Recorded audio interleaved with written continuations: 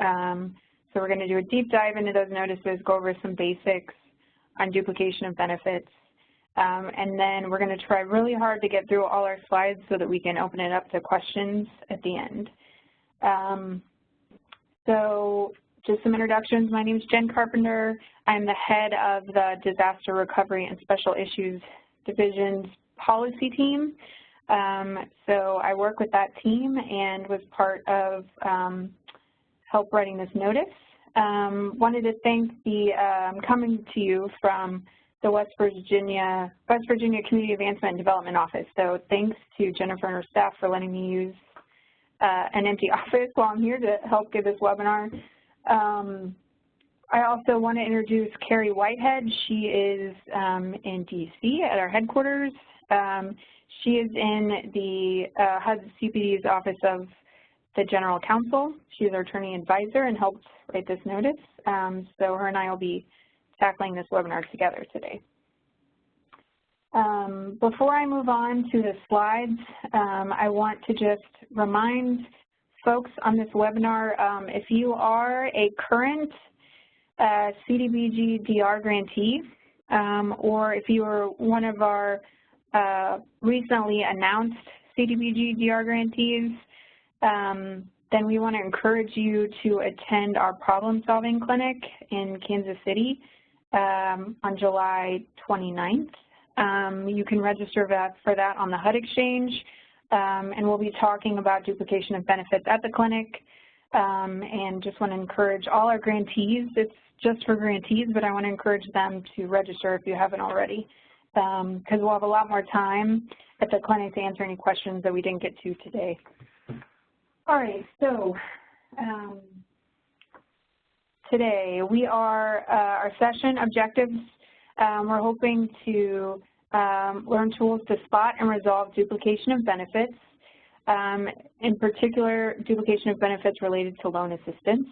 We're hoping folks will gain a familiarity with the structure and contents of the 2 revised notices we published, and then provide you with an opportunity to submit questions about the notice once we've moved through the slides.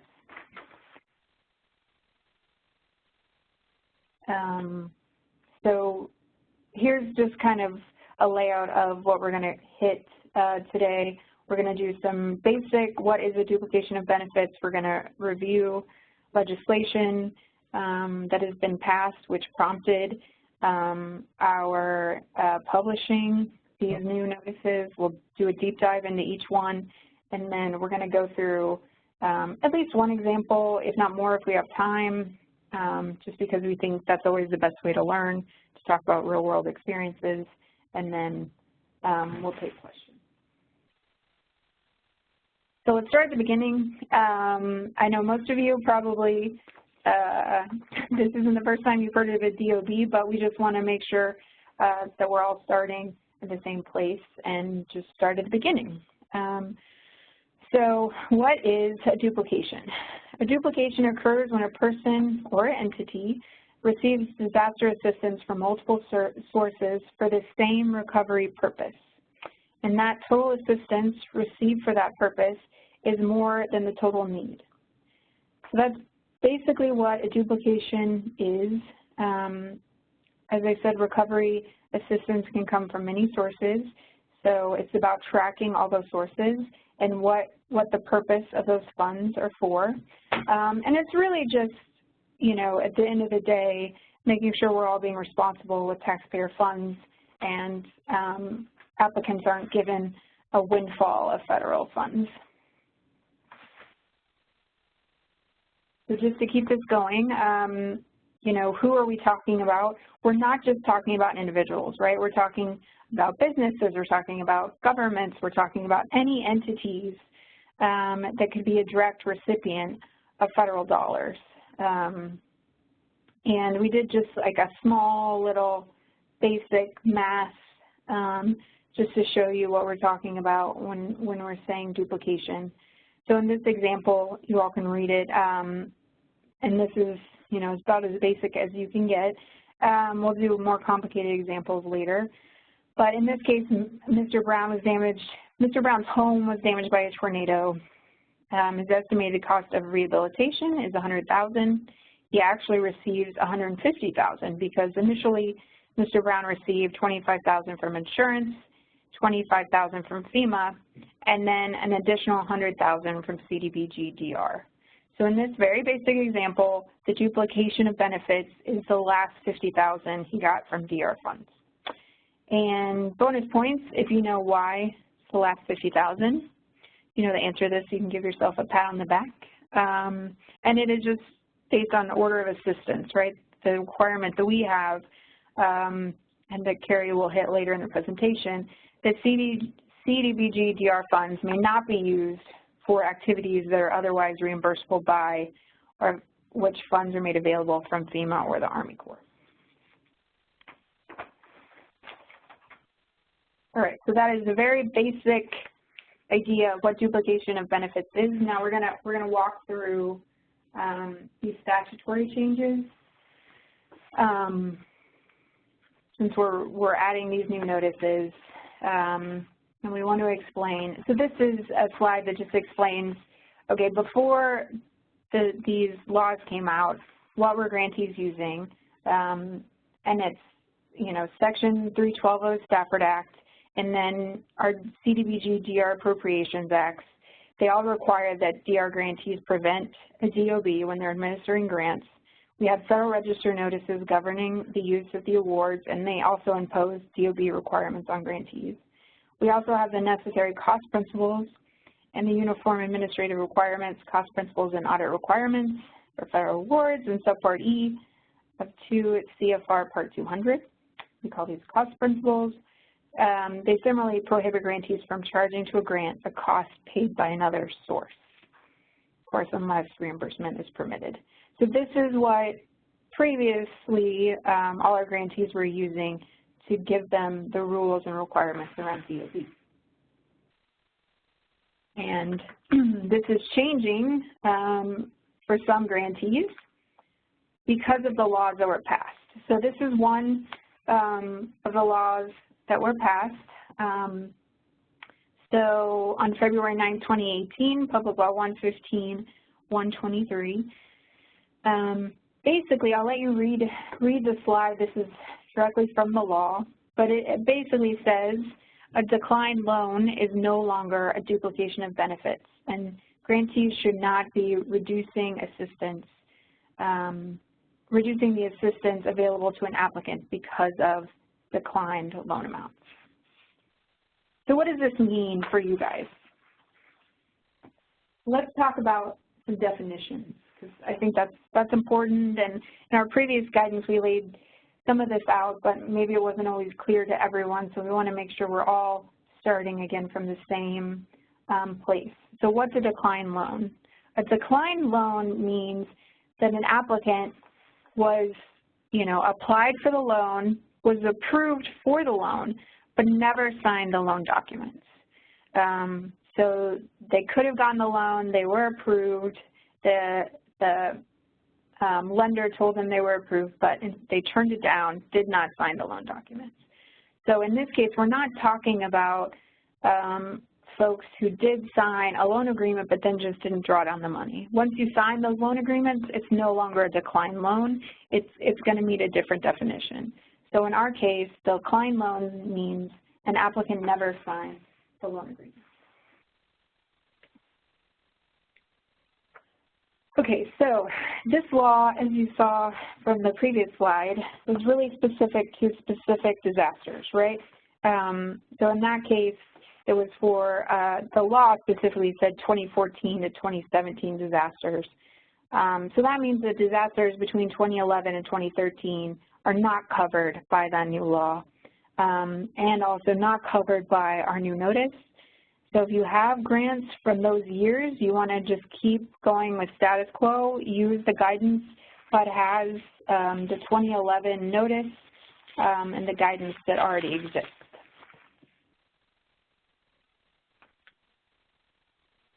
All right, disasters after 2014. What does this mean for you? Well, it means that, again, what we said, declined loans are no longer a duplication of benefits. if you have coming from a disaster in 2014, 15, 16, and 17.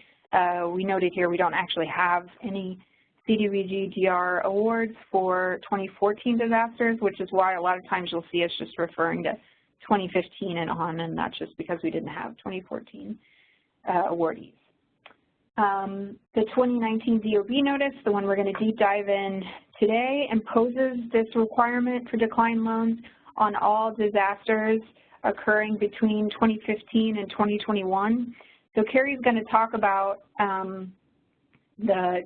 she's going to do the deep dive for the DOB notice, and you'll see that when we're talking about that, it's this sort of restricted time frame for disasters 2015 to 2021. That's what our DOB notice covers. And so even though the law on declined loans only references 2014 to 2017, we do impose that same requirement in our notice on future grantees up to 2021.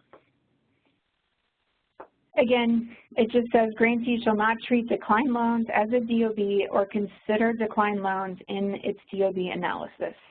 We do just want to note it doesn't prohibit you from considering declined loans for other reasons, such as underwriting. It's based on your policies to do that, but it cannot be a DOB. And on this one, I want to make clear, based on the wording of the law, this is not optional, right? So grantees can't choose whether or not they want to include declined loans or not. Declined loans are not a DOB, and so that's what the law says, and so our grantees should follow that, and that means that you will probably, in most cases, grantees will need to update their policies and procedures accordingly. If you were following the previous HUD guidance, there was a necessary and reasonable determination you needed to do first, so that might just be something where you update your policies and procedures. You no longer have to do that extra analysis that the guidance walks you through because this law has said, nope, it's not a DOB, and we're going to just leave it at that. Also, just a note here, that also means for the 2015 to 2021 disasters, that HUD guidance on declined loans no longer applies to you. Just to make that crystal clear, declined loans are not a DOB, and you don't need to use the HUD guidance anymore because that has been replaced. If you have a grant before 2014, as I mentioned, that is still in place. So hopefully that's a clear distinction for everyone. All right, this is language from the, I'm gonna say DRA. We can talk about internally the best way to say this acronym, but I just say DRA. So this is a language from the law. Everyone can read it. I won't read it to you. But I think probably the most important thing we want to know is what does this mean? Our lawyers reviewed it, and they basically just determined it wasn't really clear whether the President's waiver authority applied to loans, because there's, you know, if you read this, it talks, and I'll cover it on the next page, it talks about that the President has the ability to waive duplication of benefits. And HUD also determined that it wasn't delegated authority to grant this waiver, right, because it's saying the President has the authority. So basically, HUD decided, let's wait and see what FEMA says, what their interpretation and guidance is on this law. So the next page is a very brief summary of FEMA's guidance. There's a link at the bottom of these slides. You could also just Google it if you want to read FEMA's guidance entirely. I would recommend you do that. So we looked at FEMA on their legal interpretation since they administer the Stafford Act. And basically they said, all right, this law allows the President to waive duplication of benefits at the request of a governor, and it sets factors the President can consider when doing that. It has some exclusions. But basically, this is we see a very, very rare case. Carrie and I earlier were trying to think of examples, like what could we possibly think of that would go all the way up to the president, to ask the president to waive a duplication of benefits. So we see this as being really, really, really rare. I think if folks have scenarios in their mind that they want to talk through, we could certainly do that. But, you know, we just see this as being a rare thing to bring the president. Obviously, you know, the governor calling the president to ask for this would be something pretty significant. However, they did say that waiver process doesn't apply to loans, and that based on the law, the loans are not a duplication of benefits for the years covered. So again, this is when things get a little confusing. The Dra law specifically calls out 2016 to 21 disasters. So it's all a little bit of a challenge for HUD and for our grantees to really work this out. But in this case, when we're talking about, you'll hear us say a lot about Dra exceptions, we are talking about 2016 to 21 disasters. So there are parts of the DOB notice that apply to 2015 disasters, and there are parts of the DOB notice that apply to only 2016 to 2021, and we'll try to make that really clear as we walk through this. But in this case, loans not being a duplication, if they're used for a disaster-related purpose, is really for 2016 to 2021 disasters. Also, our lawyers determined, or this Fema guidance said that the law doesn't automatically require use of federal grant funds to repay loans. It really depends on grant program requirements. And that was all in Fema's summary. So moving into the deep dive, we're doing good on time. We just kind of wanted to talk about the structure of the notice. This just gives you an idea of the way we set up the notice to make it pretty clear. Hopefully it's clear. And so we just wanted to go over this. This is kind of how we set up our presentation today as well. So that's the structure of the 2019 notice. And then the applicability notice or the implementing notice, however you want to refer to it. And that notice, you know, I think folks are probably really focused on that, the DOB notice, because that's really where the meat of this is. But I want to encourage grantees, make sure you're reading the implementing notice as well, the shorter document. You really want to read them together because that applicability notice, the implementation notice, and make sure that you know which rules apply to you. It makes conforming amendments to our reimbursement notice, and that'll come in later in the presentation. It includes waivers and alternative requirements that are important to grantees, and Federal Register notice governing future grants will include the similar kind of language, making sure that their grantees are using the 2019 DOB notice. So we really wanted the DOB notice to be the meat of it, and then all this stuff sort of from a bureaucratic perspective that we have to do, that's really what's in the implementation notice. All right, but we do want to talk about it. We're bureaucrats, we have to. So what's in that notice? We're going to break it down a little bit further. So it adds some waivers and alternative requirements, things that including contents of an action plan, a waiver for payments of outstanding interest for eligible activities. So this is a big one, and Carrie will talk about this when we're talking about reimbursing costs paid by SBA loans. But in order to pay any outstanding interest on an SBA loan, we needed to provide a waiver because that is not an eligible activity in CDBG-DR. So we're not talking about paying interest that applicants have paid in the past on SBA loans. We're talking about if you have interest due at the time that the grantee reimburses costs paid by an SBA loan, then you can include that payment. And that is spelled out in the implementation notice, that waiver. So I would take a look at it. And then also there are some reporting requirements in the new DOB notice that we included for this, since it's an alternate requirement, where we're going to need some information from our grantees so that we can report to our federal partners basically what's happened. You know, we've allowed reimbursing costs that were paid by SBA loans, and what does that mean for our programs? And so we have some additional reporting requirements there.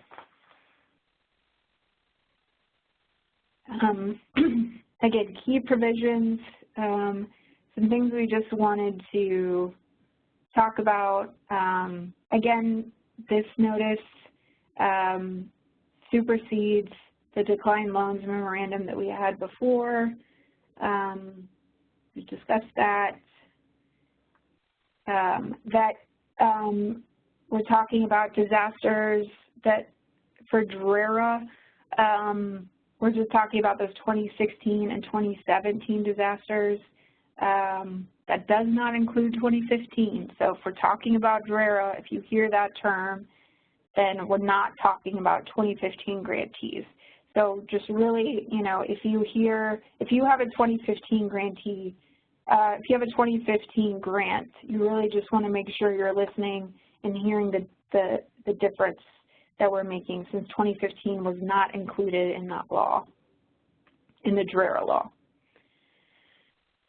Also, the implementation notice amends standards for the Secretary certification of your DOB policies and procedures. So prior to receiving your grant agreement, HUD certified about your DOB procedures and policies. Well, now you're going to, and most likely you're going to have to change those policies and procedures, and so HUD wants to update that certification and make sure you're including any required provisions, or if you've decided to use some of the optional provisions, your policies and procedures match that. And then for this, we've also made some changes to our reimbursement notice.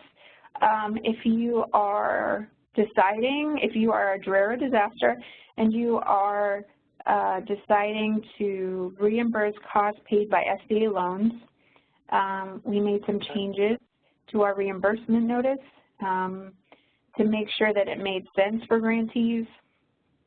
And I'm going to try to get this right, and Carrie, feel free to chime in if I get something wrong. But basically, if you have not done if you decide to use the optional reimbursing costs paid by SBA loans, and you have not done an environmental review on that property, and the person has already applied to your program, then instead of having stop work at application, you will now have stop work on the date you submit your action plan amendment with those changes in it. So before, we've always said stop work occurs at date of application. Well, in this case, you might have folks who already applied, and they didn't know, none of us knew at the time you could reimburse costs paid by SBA loans. So now they're coming and wanting that opportunity. You've decided to give it to them based on the requirements in the notice. And so now when you submit your action plan, your substantial action plan amendment to include that, that's when the stop work order needs to happen. So feel free to ask questions on that towards the end of the review. And I am taking a little bit too much time, so I'm going to kind of run through this and then hand it over to Carrie. But again, this is us just trying to sort these dates out, just so grantees, so it's clear. Declined loans, that policy applies to 2015 to 21 grantees. That is not optional. Declined loans are not a duplication of benefits. But the other terms, there are other terms from the DOB notice that apply to 2015 to 21 grantees. And there are also other provisions that apply to 2016 to 21 grantees. So just, Carrie's going to do the deep dive on that section, and we'll let you know as she goes over it which ones apply to which. But just something to note on if we're not talking about declined loans now, we're talking about the new policies in the 2019 notice. Those are really for, grantees can choose. They can choose to just apply those to new activities, or it's up to them. If you have activities in an approved action plan, we don't expect you to switch course right away on these new policies if you choose not to. But if you add new activities to your action plan through a substantial action plan amendment, then those activities need to apply these new policies if you choose to accept them. All right, I'm going to turn it over to Carrie now, and she's going to do a deeper dive into the DOB notice. Great, thank you, Jen. I really appreciate it. Can everybody hear me okay? I think so. All right. So I am going to just deep dive into the 2019 Duplication of Benefits main notice. So this is the one that will apply, as Jen said, to all grantees who have grants for disasters declared between January 1st, 2015 and December 31st, 2021. Just as an introductory matter, the notice goes over the why of duplication of benefits. And I think just a couple of things to call out. When HUD was developing the policies that are reflected in this notice, HUD consulted with Fema and the SBA, and we did that because we have a federal partnership with these other agencies, and Fema in particular plays a really important role helping to ensure uniformity across the federal government when it comes to implementing DOB policies.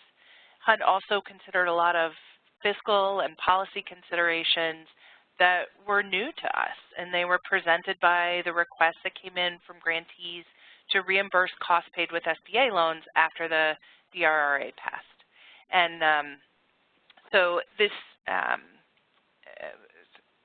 in thinking through these policy considerations, HUD tried to keep in mind that CDBG-DR funds are really for long-term disaster recovery under Title I of the Housing and Community Development Act of 1974. And the primary objective of Title I is the development of viable communities through housing and economic development, principally for persons of low and moderate income. And so the policies that are in this notice were developed primarily so that when it comes to reimbursement of costs paid with SBA loans or other subsidized loans, those activities are not going to detract from the primary objective of Title I and the importance of preserving benefits for persons of low and moderate income. So those individuals, LMI persons, often don't qualify for SBA loan assistance, and we really want to make sure that there is sufficient funding available to help those folks, because when HUD is calculating the amount of grant funds it's going to allocate to each grantee, HUD is heavily relying on a calculation of severe unmet housing needs that basically is calculated after taking into account assistance provided by SBA. So, you know, if now funds are going to be diverted to reimburse costs paid by SBA, there is a real question without precautions that there could be a harm to LMI persons. So you will see those policies reflected in the notice. All right, with that out of the way, I'm going to start with just a complicated thing right off the bat. There are a lot of dates going on here. And you'll notice in the provisions that Jen read, the declined loans provisions talks about declared disasters. The DRRA talks about disasters occurring in certain years. So, you know, there's just a lot of dates to keep track of. The big thing that we want you to take away from this discussion that you can't read in the notice is that the 2023 date is the sunset date for the DRRA. And that sunset date is statutory. Basically says, you know, after 5 years from enactment of the DRRA, the carriage turns into a pumpkin, and the exception no longer applies. Loans are a DOB again. So if you, I just threw in an example here, if you have a business that received an SBA loan in May 2021, following a March 2021 tornado, the loan is not a DOB for a while, but then if you haven't taken care of all reimbursements and all assistance before October 5th, 2023, which is 5 years from the date the DRRA was enacted, after that date, the DRRA sunsets and the loan is a DOB. So just want to flag that for you right up front because we've already gotten some questions about the significance of 2023. Moving on, we are just going to cover a summary of what's in the notice. We'll dig in from time to time, but the big thing to remember is that this notice doesn't rely on really any new authorities. So Jen pointed out the authorities that have been in place for a long time. We did have in 2013, after the publication of the 2011 Duplication of Benefits Notice, a trend towards including a certification requirement for the Secretary in Appropriations Acts. And the Secretary shall certify before it makes grants that grantees have adequate procedures to prevent DOB. So that's the only new thing here. We also do a better job of calling out the order of assistance provisions that come into play in CDBG-DR appropriations, and we can talk a little bit about those later on. For Omb Cost Principles, the big thing to remember here is just that since the 2011 notice, we've moved to Part 200 from 2 CFR Part 225. What is necessary? I mean, you're really just looking at, is it a permissible recovery purpose? Is it eligible? And reasonable is not a bright line test, but Part 200 does lay out some pretty clear factors. These factors apply to all grantees. They're found in the cost principles at 2 CFR 200.404. They apply to state grantees through 24 CFR 570.489 and to local governments through 24 CFR 570.502. So every grantee has to follow these. Now, moving to just the basic duplication of benefits framework, the notice walks through that the same way that it did in the 2011 notice, but there are some changes. And the changes are really highlighted by the box in green here. So those B and C items are going to look a little bit different than they did in the 2011 notice. And we did this change really to stay true to the definition of total assistance. It makes sense to eliminate or dismiss resources that are not assistance and that are not available before total assistance is even calculated. And that way, total assistance is a true reflection of potential DOB, and it's reduced by the amount of assistance that is not a DOB. So that's pretty straightforward, but we will dig into the changes as we move through each one. So this slide is about assessing applicant needs, step 1, right? So this is about assessing total need, and total need is the current need. We're going to come back to this several times during this presentation. Current need really has two components. One, the cost to complete the activity, and two, the cost to reimburse if the grantee's program permits reimbursement. So if you're talking about construction activities like rehab, that's the current construction cost estimate. It's pretty easy to identify, and it can include the cost to replace work that was previously completed but is not up to code, or the grantee determines it has to be replaced for a variety of reasons like mold, lead remediation, inadequate workmanship. But the grantee's construction cost estimate at its base needs to include all the work that the grantee determines has to be done at that point in time based on what the grantee determines is eligible, meets a disaster recovery need, and is necessary and reasonable. And now let's contrast activities that don't involve physical rebuilding, like economic development activity, for example, to provide working capital. The grantee has to come up with a little bit of a different means of calculating total need in these scenarios, and that calculation of total need is going to be based on the parameters of the activities the grantee has undertaken. So just remember in this case, In some cases, CDBG-DR grants require grantees to comply with underwriting guidelines, and that can come into play when calculating total need. The other thing that comes into play when calculating total need are in-kind donations. When a grantee gets materials or services that the grantee is aware of at the time it's calculating need, these non-cash contributions, like, for example, donated construction equipment or donated building materials, they're not financial assistance, but they do reduce the total need available.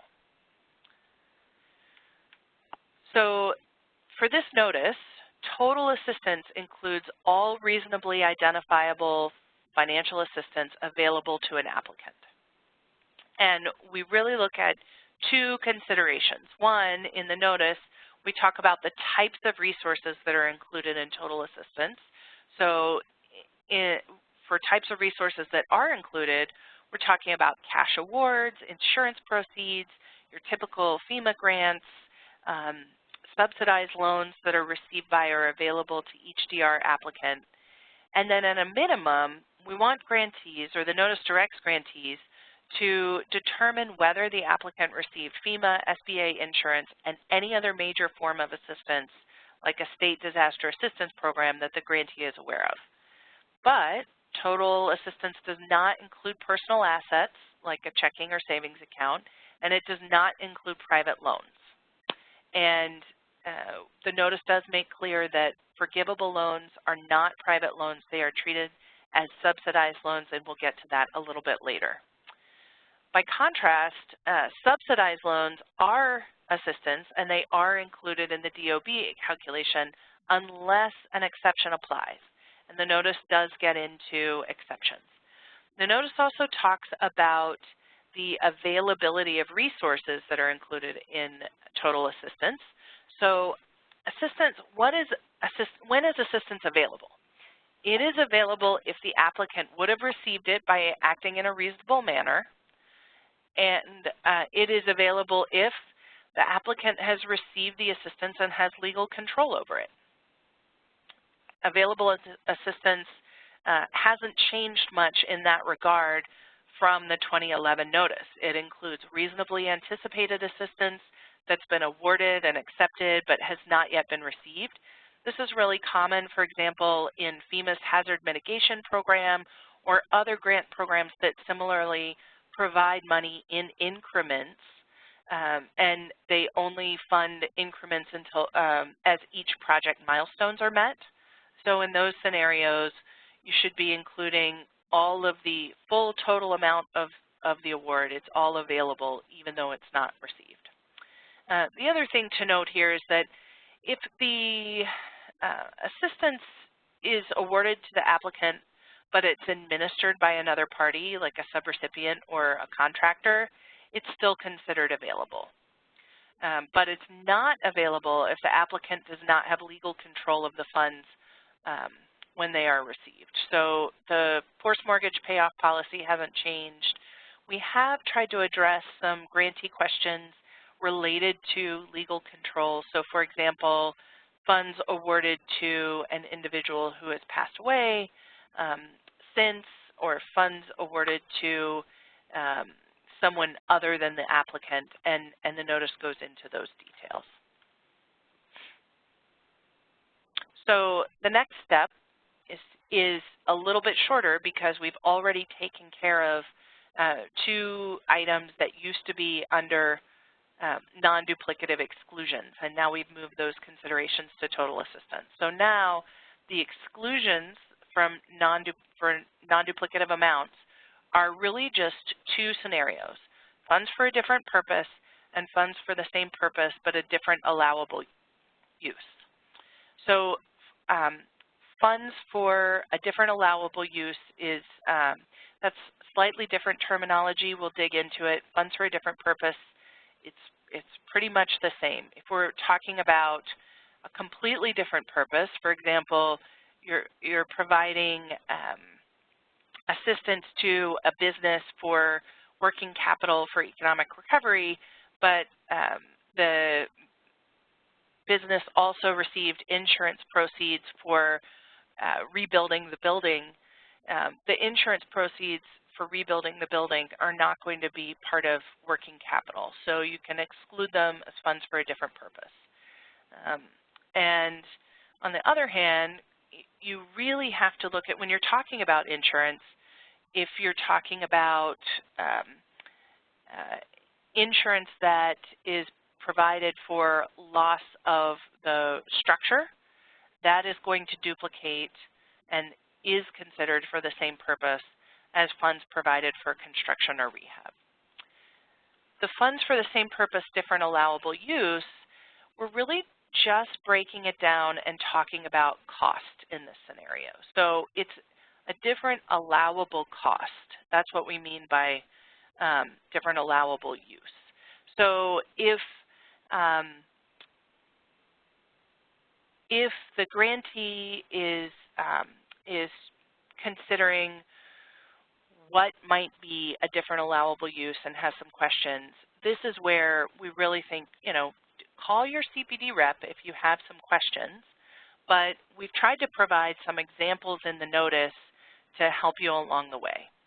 So one of the things that we're limited to is that HUD cannot change allowable uses that are for other grant sources. So for example, if Fema allows use of funds for rehab and interim housing, and a grantee uses those funds to replace a car, HUD cannot adopt a policy that says, oh yeah, replacing a car is an allowable use of Fema funds. The grantor that makes that assistance available will set and determine the allowable use of that assistance. And so grantees have to look to the source of the funds to determine the allowable use. But that said, if the grantee determines that that work needs to be, the total need is expanded, funds for the same purpose are not going to cause a duplication if they were used for their allowable purpose. So to give you an example, let's talk about rapid repairs or STEP program funds. When grantees are working in before they get their CDBG-DR assistance, oftentimes they're receiving funds from Fema or other sources to get programs off the ground, to provide temporary stabilization of housing or rapid repairs to housing, and they are allowing funds to be used for very minor repairs, or in some cases temporary repairs that are may need to be cleaned up in the future or replaced in the future, but they might allow someone to live in and shelter in place for a period until the home can be permanently rehabilitated. So the grantee's examination should be, were all the funds provided for that purpose by Fema for a STEP program or rapid rehousing, were they used for the purpose that they were provided? And if they were, then they were used for a different allowable use. And the grantee's job at that point is to decide, is there need beyond the work that was already completed? And so the grantee has to make a decision when it's calculating total need about what work needs to be replaced. And that is a bit of a change from the 2011 notice. And if grantees have questions about that, HUD can certainly try to answer them going forward. So the rest of the DOB calculation pretty much looks the same. So for example, identifying the duplication of benefit amount and calculating the total CDBG award. Once you know your total assistance and you know what your exclusions are, you calculate total DOB by subtracting exclusions from total assistance. And then your maximum amount of the CDBG-DR award is total need minus your duplicative amount. And the other thing that really hasn't changed much from the last notice is this concept of reassessing need as necessary. So if there's, if halfway through the project or even after the activity is completed or is near completion, a grantee gets additional assistance that might be a duplication of benefit or has some intervening disaster that might occur, the grantee can reassess unmet need to decide whether total need has increased before determining whether the new assistance that's received requires recapture because it's a duplication. And that is pretty much the same as the previous notice. So the new notice also calls out some special considerations. The notice talks a lot about housing examples because it is the example where duplication of benefits comes up most commonly, but there are some pretty clear examples of other situations that we've called out in the notice just to make clear that the principles apply for every activity and for every user of CDBG-DR assistance. So there's an example related to infrastructure, an example related to the Uniform Relocation Assistance and Real Property Acquisition Act, or URA, and an example related to economic revitalization programs. Then we'll spend a lot of time talking about subsidized loans, and we'll quickly just skim over the order of assistance and multiple disasters, which are other special considerations. So for special considerations related to subsidized loans. Subsidized loans, of course, are assistance. They're included in total assistance, and they're duplication unless an exception applies. And subsidized loans are basically loans other than private loans.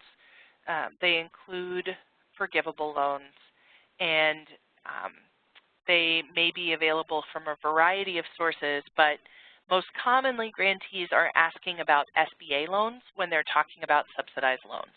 But there are other sources, for example, state loan programs that make funds available.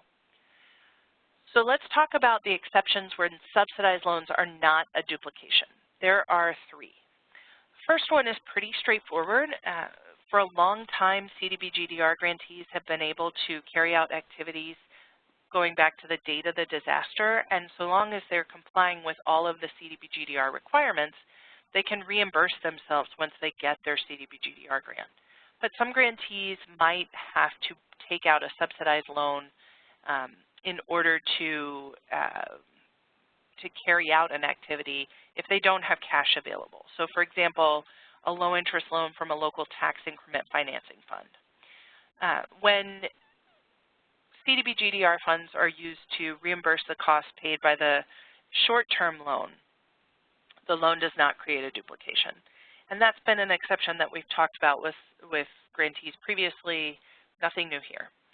Declined or canceled loans is new, and this section is intended to normalize or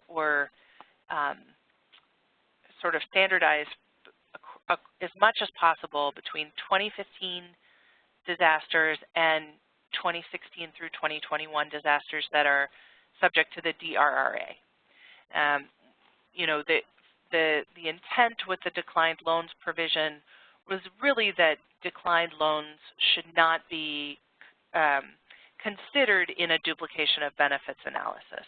So HUD developed a policy that applies to all grantees, but I think in most cases, if you are a grantee that has a grant for a 2016 through 2021 disaster, you're going to rely on that third exception for DRRA. You're not going to rely on the declined or canceled subsidized loans, but the declined or canceled subsidized loan section is there to give as much consistency for 2015 disasters as we can. So for declined loans, it's very clear it applies to all grantees from 2014, 2015, 2016, and 2017, the provision that was in Public Law 115-123 that Jen read to you earlier. But we think that even without that language, the declined loan policy that's in this notice can apply even going forward to 2021. And so at its heart, declined loan amounts are not a duplication. The notice is very clear about that. And a grantee is only required to document declined loans if there's information, if all of the information available to the grantee, for example, the data streams the grantee is receiving from Fema and SBA or any other source, is unclear, and the grantee is unable to determine from the available information that the applicant declined the loan.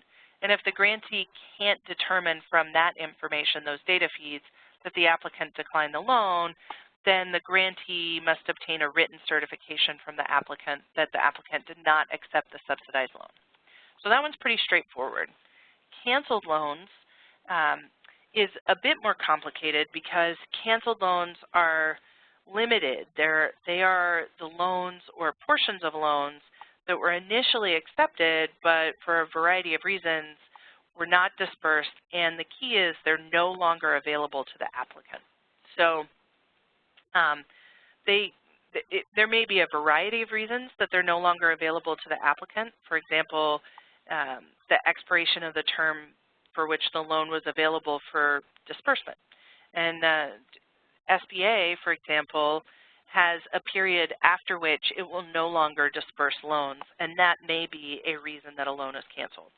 So the notice talks through some documentation that a grantee can use to show that a loan amount is canceled, it was not dispersed, and it's therefore no longer available and not a duplication. So the notice is pretty straightforward, but the documentation is either a written communication from the lender that the loan is canceled or a legally binding agreement between the grantee and the applicant that indicates that the period of availability is passed and the applicant agrees not to take actions to reinstate the loan or draw any additional undispersed loan amounts. So the big thing to note is that for canceled SBA loans, the grantee must notify the SBA that the applicant has agreed not to take any actions to reinstate that canceled loan or to draw any additional undispersed loan amounts. So moving from declined or canceled loans into the DRA exception, now we're about to get complicated. And I know that there are 3 exceptions, so we're already complicated. It's not that it's that complicated, it's just that there are a lot of steps. So let's break down the DRA exception into 2 parts, dispersed loan amounts and undispersed loan amounts. So dispersed loan amounts are only accepted and not a duplication if we're within that period, so before 2023, and all of the funds, all of the assistance, all federal assistance is used toward a loss suffered as a result of a major disaster or emergency. So there's a test that you have to meet, and the notice walks through how to get there. The other thing to note is that it's not, it's not automatic that there's going to be reimbursement just because a loan is not a duplication. And so step 3 gets to the reimbursement question, but for this portion, we're just considering, is it a duplication or not? And so, so you meet those 2 tests, that all funds are used for a loss and that you're before 2023 and you're a DRA qualifying disaster. And for treatment of undispersed loans, it's a little bit more straightforward. If you haven't drawn down the funds and you agree not to draw down the funds and you're responding to a DRA qualifying disaster before 2023, undispersed subsidized loan amounts are no longer a duplication. But the applicant needs to agree that it's not going to make future draws from those funds, or if they do, the grantee has to review and approve any subsequent draws to determine that all federal assistance is used towards a loss suffered as a result of the major disaster. And if the grantee, if providing additional assistance, if you're talking about undispersed loans, is inconsistent with the grantee's action plan, the grantee has to amend its action plan. So let's get to reimbursement. So, as a general rule, grants are only available to fund new activities. And when HUD issued its reimbursement notice after Sandy, that was a big exception. It was a first-time thing. And this notice establishes a new policy for grantees that are receiving grants made in response to qualifying DRA disasters. And it sets out conditions, 8 conditions, that the grantee has to follow if it wants to reimburse costs paid with subsidized loans. The important thing here is that the funds are not being used to repay the loan. The funds are being used to reimburse the costs that are CDBG eligible that were paid with the loan proceeds. And that is because CDBG-DR funds can only be used for eligible activities, and loan repayment is not an eligible activity. So again, the reimbursement is not automatic. The grantee has to look in the applicant's file and document that all the federal assistance, including CDBG-DR and subsidized loan assistance, is used towards a loss suffered as a result of the major disaster. So if that SBA loan was used for rehabbing the house, great. If that SBA loan was used to pay for someone's child to go to college, that's not a disaster loss. And the grantee is going to have to actually look at the costs that were paid with the SBA loan to determine that they were in response to meet a disaster loss. And then the grantee has to meet all of the grant requirements for reimbursement in the Federal Register notices that govern CDBG-DR funds, and those incorporate the reimbursement notice, CPD, the CPD notice that details how you reimburse costs.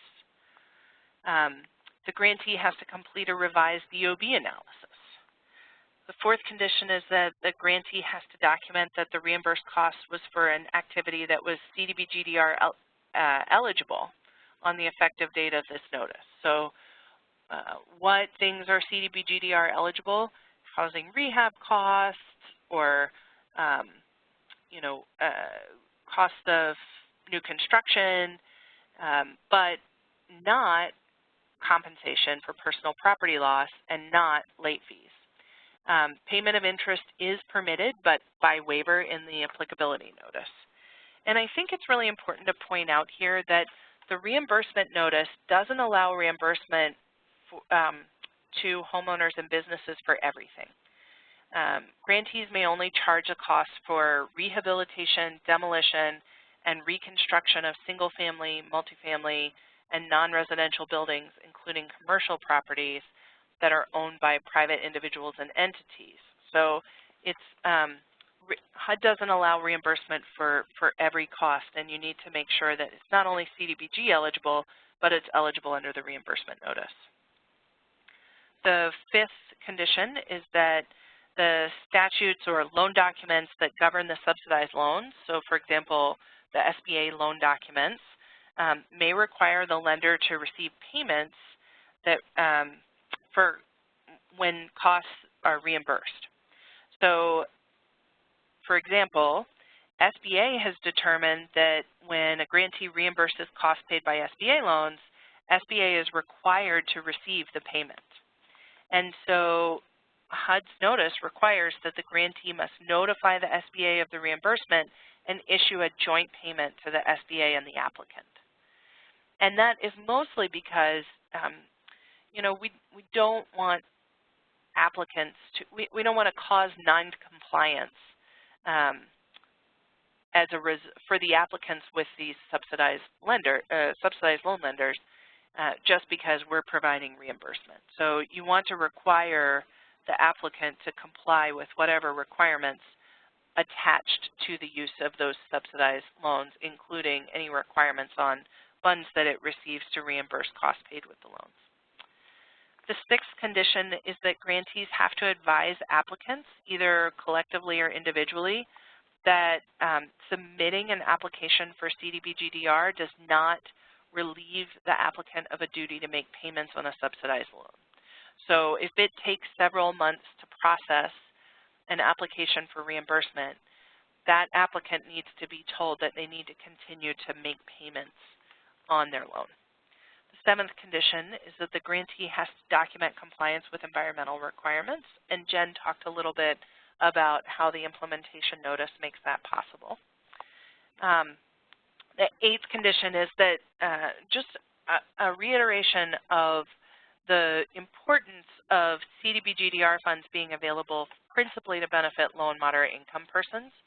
So the grantee has to submit a substantial action plan amendment to HUD that describes the activity and meets the following, meets certain requirements that protect the availability of CDBG-DR funds principally to benefit low and moderate income persons. So there's an update to the needs analysis, an identification in the action plan of the number of eligible households that are yet to be served, and how the grantee shall address all remaining unmet needs of applicants for housing assistance. The grantee has to reimburse costs paid with subsidized loans for all low and moderate income individuals, and they basically there's a priority, a waterfall. So the grantee is reimbursing costs paid with subsidized loans for all LMI applicants before reimbursing applicants with incomes greater than 80% AMI. And then after the grantee serves applicants that are 80% AMI and under, the grantee can then reimburse costs paid with subsidized loans for applicants with incomes that exceed 120%, that are up to 120% AMI. And then finally, the grantee is prohibited from assisting applicants with incomes that exceed 120% of AMI unless the grantee requests and HUD approves a hardship exception. And so hardship exceptions for those applicants that exceed 120% of AMI are going to be based on specific hardship criteria that the grantee develops. And the grantee has to set out these criteria in the action plan. And I want to spend a little time talking about the hardship exception because at its heart, the test is about financial necessity. And it calls on the grantee to demonstrate or distinguish applicants that have a hardship exception because they have financial necessity, and on the other hand, applicants who are not eligible for a hardship exception because they want reimbursement for reasons other than financial necessity. And that, so it's going to be really important for grantees to take a hard look at developing a test for financial necessity. But the notice does give some guidance, basically, saying that financial necessity would enable the applicant to pay for basic household expenses or business expenses. And the other thing that the notice does is distinguish between a need for full reimbursement or for partial reimbursement. So if it gives the grantee the ability to say, yeah, you might not have a full financial necessity. You might have partial financial necessity, and therefore we're going to allow for partial reimbursement of costs paid with subsidized loans. And there's some flexibility there for grantees to develop that policy, but the grantee is going to have to update its policies and procedures to really dig in on the information that the grantee is going to use to make the determination of financial necessity. And then HUD not only will review the action plan amendment, the substantial action plan amendment, to make sure that it includes those mandatory elements that we just covered, but after the action plan is approved, the grantee is going to have to submit in batches its hardship exception requests to HUD. And then HUD will evaluate the grantee's hardship requests against the criteria that the grantee has developed. And hardship exceptions are only going to be authorized until October 5th, 2023, which is when the DRRA sunsets. And then finally, there is a last condition on doing reimbursements, and that is just a reporting requirement. HUD really needs to be able to assess the assistance that it's providing and the effectiveness of allowing for reimbursement of SBA loans.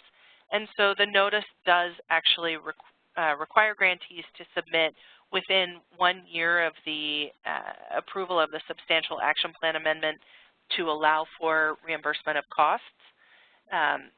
It will allow for supporting data, basically total amount of CDBG-DR funds used for this reimbursement, and then a breakdown of who was assisted and how it was used. And then HUD is going to evaluate that and may also include some of it in a report back to Congress or to OMB about this information.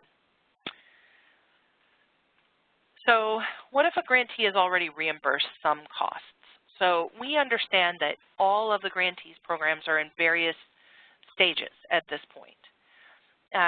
Some grantees may open up for applications again and accept new applications. Some grantees may just update the applications they have, and some grantees may have enough information in their current applications to be able to do everything that they need. My guess is that the one thing you're not going to have in your current applications is how the SBA funds or subsidized loan funds are used, and in order to actually make an assessment that they were all used to cover it or address a loss suffered as a result of a major disaster, you're going to have to actually update the application with a little bit of supplemental information. And so if a grantee has already reimbursed some costs, the grantee has to make a decision about whether it's going to undertake reimbursement. It's certainly not required. This is grantee discretion, just like doing reimbursement at all is a grantee discretion. And so the grantee can open up a new application, but if the grantee needs to make sure that it looks at its definition of substantial amendment and the definition of substantial amendment in its action plan. It needs to really, you know, if it's doing reimbursement, it's going to have to do a substantial amendment, and it's going to really need to describe, you know, how assistance, where it's moving assistance from in order to bump up any reimbursement costs as part of that substantial amendment. So that's reimbursement. I think we can quickly move through these other items before we get to some examples, and then we're going to open it up for questions. So order of assistance, that is just that, you know, the statutory order of assistance for CDBG-DR is that CDBG-DR funds may not be used for activities reimbursable by or for which funds are made available by FEMA or the Army Corps. So grantees have to verify if FEMA or Army Corps funds are available for an activity, and if that application period is open, then applicants have to apply to FEMA or Army Corps before the grantee can award CDBG-DR assistance. And the grantee can't front assistance that will later be reimbursed by FEMA or the Army Corps.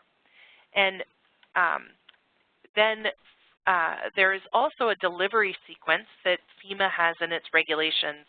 HUD is not in that delivery sequence, and so the notice talks a little bit about, as a practical matter, CDBG-DR is really just kind of a first-in-time analysis relative to other sources that are not FEMA and Army Corps. So, you know, if CDBG-DR comes after another assistance, it would be considered to duplicate that other assistance. The only exception is that insurance is also statutory in the Stafford Act, so that is first. And if insurance is provided or is available, that is the source of repayment, and CDBG-DR would duplicate the same cost if they could be paid with insurance proceeds. On multiple disasters, we really had a request from a lot of grantees because you all have experienced multiple disasters at this point, and some of you have experienced disasters in really close proximity to one another.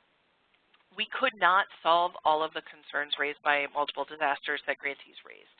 And that's because, again, we talked about this earlier, HUD can't authorize applicants to use other sources of funds for unauthorized purposes. But what we can do is recognize that HUD will not require grantees to, and applicants to maintain documentation of how funds were used beyond the period that the source of the other grantor for the other source of funds requires those recipients to maintain documentation. So, for example, you know, if documentation can't be provided and it's beyond the period required by the agency that provided the assistance, the grantee may accept a self-certification regarding how the applicant used the other agency's assistance, provided that the applicant is advised of basically civil and criminal penalties that are going to apply in cases of fraud. The other three things that really have not changed from the 2011 notice are the record-keeping requirements, the agreement to repay any duplicative assistance received after CDBG-DR assistance goes out the door, and the means that grantee used to collect a duplication. You know, the one thing that has changed on collecting a duplication is that if a grantee has failed to recapture funds that are duplicative from an applicant, the notice clarifies that HUD can impose corrective actions. And that was always the case, but it wasn't stated as clearly in the 2011 notice, so we just put that front and center here. So the notice gives a couple of examples. We're going to walk through just the basic one really quickly, and then we're going to kind of open it up for questions. So applicants' need calculated at a point in time. In this case, it's $100,000, but we can look at that as being now at the time the grantee is doing the calculation and not, for example, going back to the date of the disaster. It should be the need for the work that's left to be completed. In this case, the total assistance available is $35,000. That might be from a combination of insurance, for example, FEMA, or other sources. The total assistance would not include private loans or cash. We're really just talking about the things that fit within the definition of financial assistance. And then the grantee is going to exclude non-duplicative amounts, the amounts used for a different purpose or the same purpose, different allowable use. In this case, the math shows $30,000 were able to be excluded. And when you look at total assistance minus the exclusions, you get $5,000 in this case. So the DOB amount that is in hand or under the legal control of the applicant, but was not either designated for a different purpose or used for a different allowable use is $5,000. So the total need minus the total DOB amount, the max award is $95,000, but in this case the grantee has a program cap of $50,000, and the final award is $50,000. And there's, we just threw up, you know, the notice includes 3 different examples.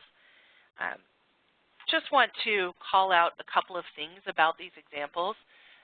Here in all of the examples, the estimate is representing remaining rehabilitation costs after a homeowner uses $40,000 of non-CDBG-DR assistance for partial rehab and tree removal. So again, it is the current point in time.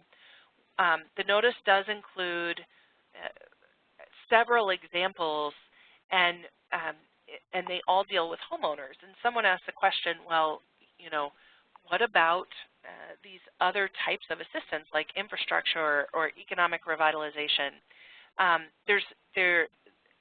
The basic framework is going to be applied the same way, but the important thing that we were trying to show in the sample DOB calculations 2, 3, and 1, 2, and 3 are basically consistency. If you change one element, how does the calculation change?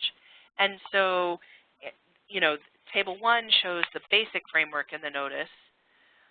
Table 2 in the notice, and this example that's posted here, are showing an example if you modified the basic example to address a situation when subsidized loans are a duplication of benefits. And then the third example is again, the exact same example, but it's modified to have a subsidized loan that is not a duplication of benefits because the Dra exception applies. And so, you know, you can walk through in each case, well, how does this change? And then the last example that the notice gives is an example related to multiple disasters.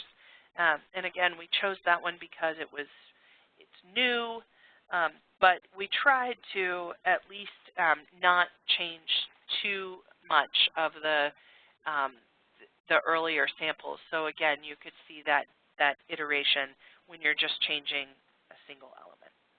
So I think with that, I'm going to turn it over to open up for questions.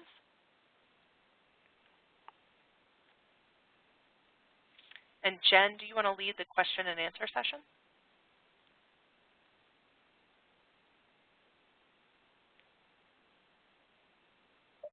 Oh, hi guys. Yeah, I can do that. Chantal, is that the best way to do it? And I'll just read questions.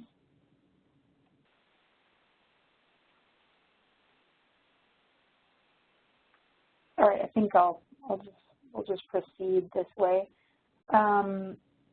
So we have a question about substantial action plan amendments. So to begin, excluding canceled or declined subsidized loans from a grantee's DOB analysis, should we submit a substantial action plan amendment? So we are pretty clear in the DOB notice if you want to reimburse costs paid by an SBA loan, that will require a substantial action plan amendment, but we are not that specific on the other sections of the notice. And really my answer is going to be it depends. It depends what you have in your action plan currently, and you know how you're revising your policies and procedures and how that affects what's in your action plan. So there's not a blanket answer for all grantees.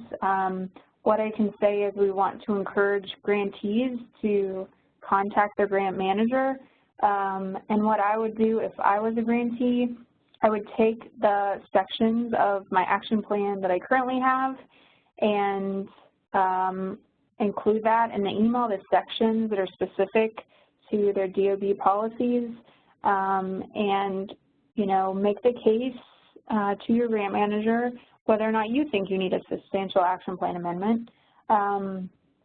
Most of our notices have some basic definitions, and so keep that in mind, that we do say in our notices, and it's based on CDBG regulations, that a substantial amendment is required if, for example, the change to a grantee's action plan will result in a change in program benefits or in the allocation or reallocation of funds above a designated monetary threshold.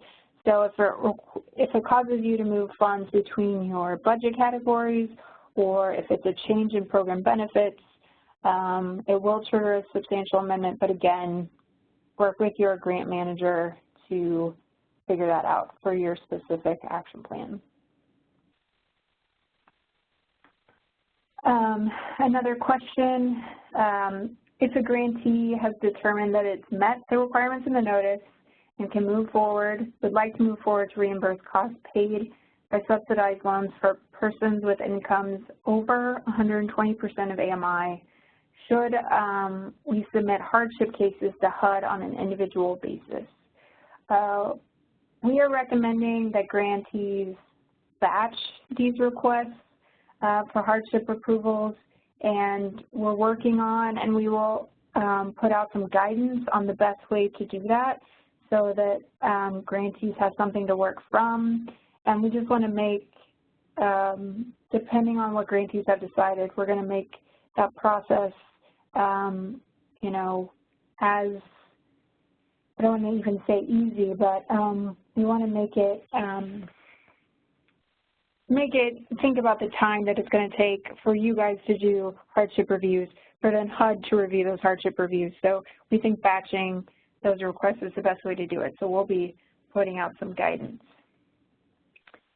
Once a grantee has developed its hardship criteria, should the description of the criteria be included in its action plan or its policies and procedures? And the answer for this is both. I think this is a good question because we just want to make clear. I think some grantees probably think, well, hey, we don't get that specific in our action plan, so we'll just update our policies and procedures. But we do require in the DOB notice, if you're going to reimburse costs paid by SBA loans, and you are going to offer a hardship criteria for folks over 120% of AMI, you do have to put that hardship criteria in your action plan and submit a substantial action plan amendment to HUD for approval. So I would work with your grant rep on that. You know, you can submit some language, have them review it. You can work on it together as a team so that when you actually submit your action plan, and you know that HUD has already reviewed it and given you feedback. So, you know, and then you'll be updating your policies and procedures as appropriate. See more questions. I'm not sure if it was. Jen, I am getting a lot of questions about documentation, and okay, yeah. So some of those questions, for example, related to you know, how to show that all funds were used for an eligible loss when you're talking about the Dra exception and you're going to reimburse costs paid with SBA loans. I think there are some questions about receipts versus estimators. We have a lot of other questions related to documentation that is not related to the Dra exception. I think maybe we may have to lump some of these together into frequently asked questions and address them collectively, just so that we can, because I'm seeing that pop up a lot, but I think that we can provide some specific guidance related to cost estimation as a tool to show disaster loss. Okay, that makes sense. Do you want to take the question, Carrie, about when grantees are seeing repairs that maybe are called permanent from other sources, but the grantees are viewing those as incomplete or maybe not up to code, and how that would work from a duplication of benefits perspective? Sure. I think, you know, the big test is whether the assistance was used for the purpose it was provided, and then whether the grantee is determining that the need to do additional work, including potentially replacing some of that work that was already done, is necessary and reasonable. If you know, you can imagine a scenario where an applicant says, they gave me Corian counters and I wanted granite top, granite countertops. Well, I mean, maybe that's not really a clear case of necessary and reasonable, right?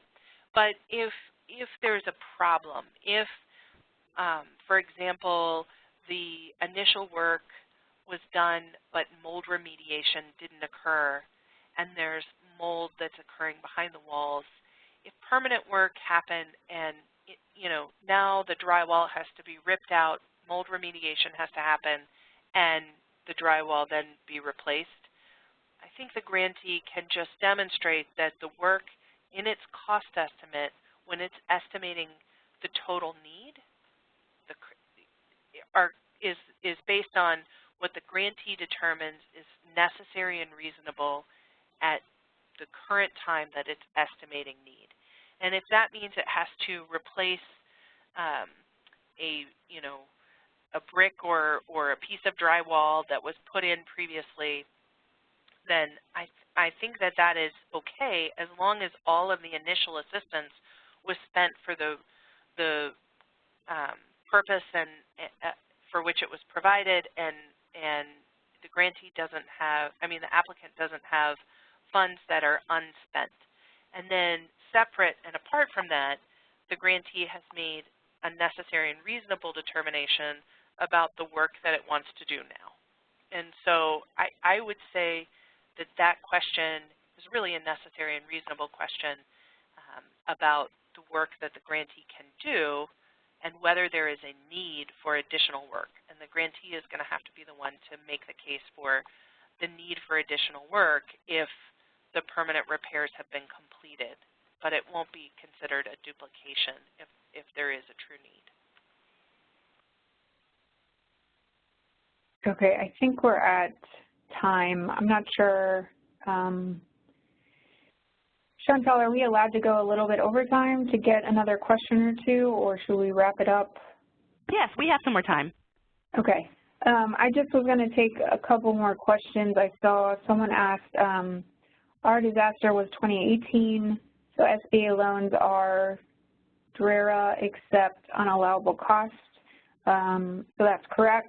So if your disaster was in 2018, it would be covered by the DOB notice, and SBA loans would not be a DOB if they were used for a disaster-related loss.